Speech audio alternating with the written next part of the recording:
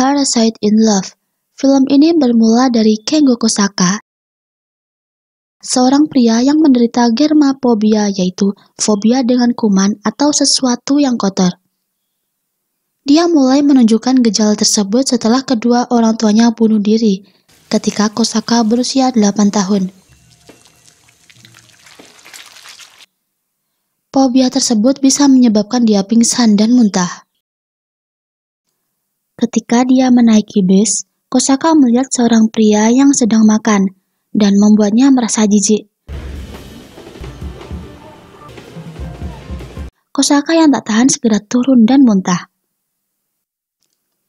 Di situ, Kosaka bertemu dengan Sanagi Hijiri, gadis SMA yang menderita skopofobia, yaitu takut untuk dilihat atau ditatap. Hijiri membenci mata orang. Dia merasa mata orang-orang terlihat seperti makhluk aneh yang nemplok di wajah mereka.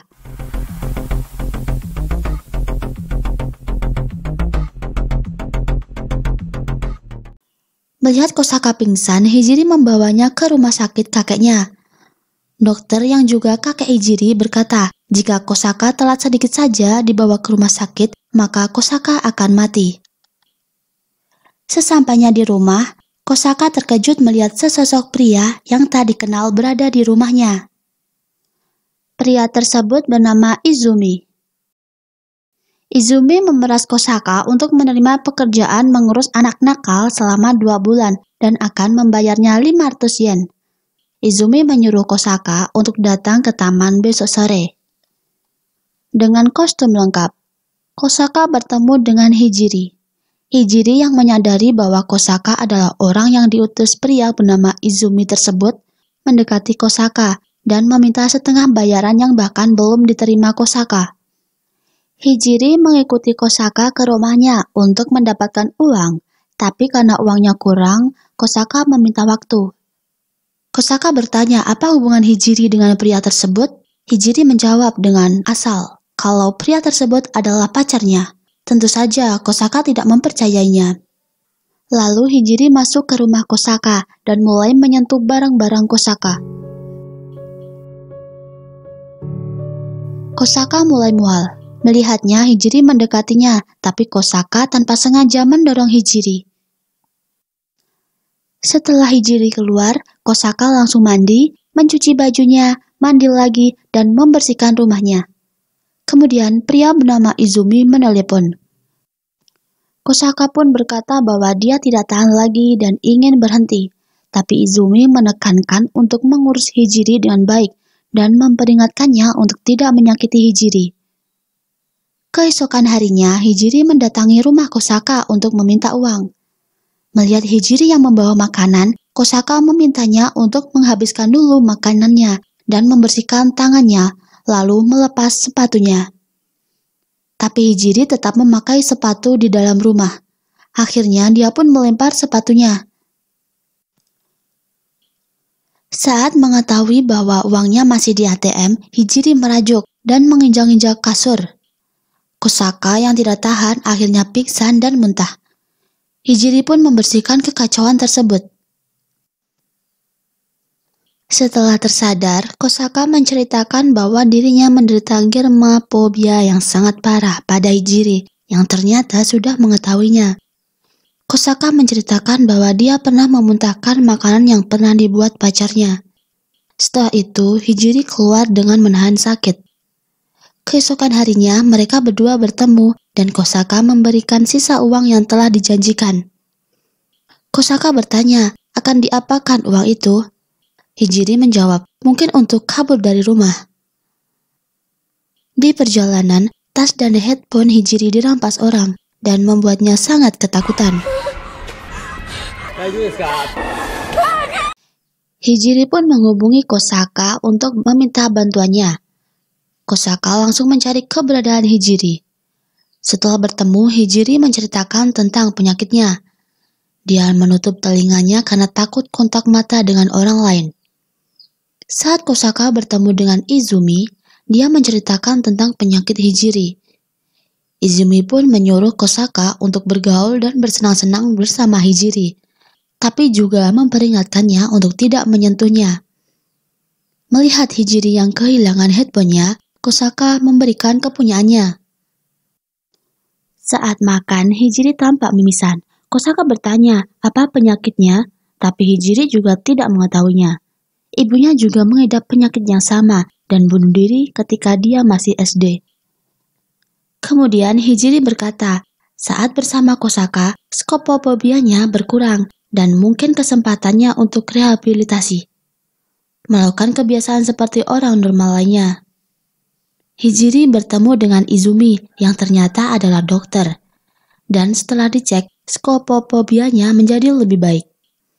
Kosaka dan Hijiri memulai kehidupan normalnya, dari naik bis dan makan pizza di restoran. Sesampainya di rumah, Kosaka menceritakan bahwa dia membuat virus yang akan aktif pada malam Natal. Kosaka memilih waktu tersebut supaya pasangan yang punya rencana kencan tidak bisa saling menghubungi. Seperti biasa saat di restoran, Kosaka enggan untuk makan. Kemudian Hijiri menggosok tiket dan memenangkan 2 tiket ke taman bermain. Mereka terlihat menikmati, sampai akhirnya hubungan mereka menjadi lebih dekat. Sesampainya di rumah, kakak Hijiri menyuruh Hijiri untuk melakukan pengobatan penyakitnya, meskipun sebenarnya Hijiri tidak ingin melakukannya. Dia pergi menemui Kosaka, melepaskan seragamnya, dan sangat ingin berciuman. Hijiri mendorong Kosaka, lalu Hijiri menceritakan bahwa besok dirinya mulai pengobatan. Keesokan harinya, Kosaka menemui Izumi dan bertanya tentang penyakit Hijiri. Izumi menceritakan adanya parasit di kepala Hijiri, dan juga memberitahu bahwa Kosaka juga memiliki parasit yang sama. Mendengarnya, Kosaka mulai membayangkan dan merasa jijik dan merasa ingin muntah. Izumi membawa ke laboratorium dan menjelaskan tentang cacing yang mengendalikan inangnya. Ia mengambil alih pikiran seseorang dan mengendalikannya. Kosaka menemui Hijiri dan mengatakan bahwa dia sudah mengetahui alasan kenapa Izumi mendekatkan mereka berdua adalah untuk membuat cacing mereka tumbuh besar. Karena cacing tidak bisa diangkat sampai mereka tumbuh besar. Makin besar mereka tumbuh, makin tenang gejala kecemasannya. Kosaka kembali menemui Izumi. Izumi menceritakan tentang ibu Hijiri yang mempunyai penyakit mental serius. Seiring berjalannya waktu, kondisinya mulai membaik karena dia jatuh cinta.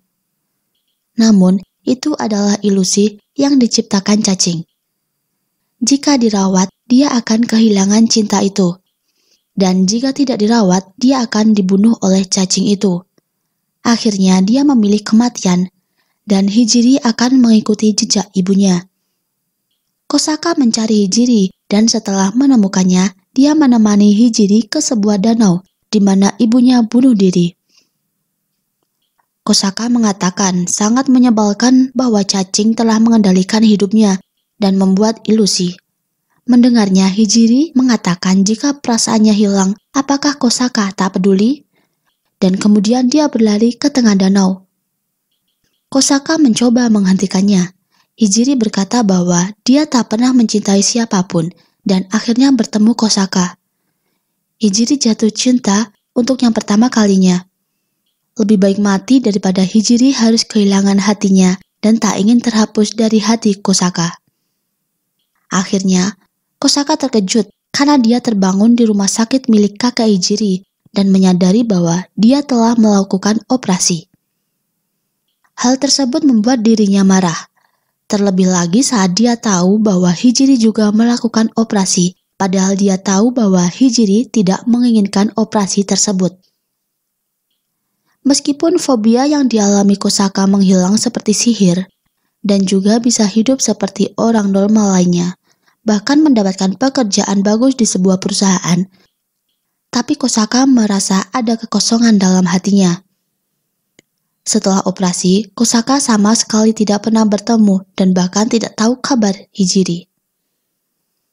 Kemudian Kosaka menemukan surat dari Hijiri yang tergeletak di kamarnya. Itu adalah surat perpisahan yang di dalamnya tertulis apakah setelah operasi ingatan kebersamaan mereka akan hilang. Dan setelah operasi, Hijiri dapat menatap mata orang lain tanpa takut, serta Kosaka yang naik bis tanpa harus memakai sarung tangan. Dan apakah saat mereka bertemu akan seperti orang asing? Akhirnya, Kosaka pun meneteskan air mata. Di sisi lain, Izumi bertemu dengan kakek Hijiri dan mengatakan bahwa dia menemukan pada jaringan Kosaka tentang cacing yang sudah diangkat tetapi tetap bertelur. Dan mungkin itu terjadi juga pada Hijiri.